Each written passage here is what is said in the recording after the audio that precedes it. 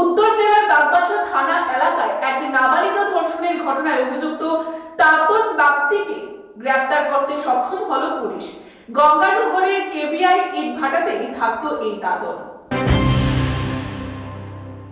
উত্তর জেলার বাগবাসা থানা এলাকায় এক নাবালিকা ধর্ষণের ঘটনায় অভিযুক্ত তাতন বাগদিকে গ্রেফতার করতে সক্ষম হলো পুলিশ। গঙ্গানগরের কেবিআই ইটভাটাতেই থাকতো ওই যুবক। সোমবার নাবালিকা মেয়েটি এক আত্মীয়ের বাড়িতে গৃহপ্রবেশের অনুষ্ঠানে গিয়েছিল। রাত 2টো নাগাদ তাতন ওই বাড়িতে গিয়ে নাবালিকাকে জোর করে ধর্ষণ করে বলে অভিযোগ। মঙ্গলবার সকালে নাবালিকা তার মায়ের সঙ্গে হাজির হয় ধর্মনগর থানায়।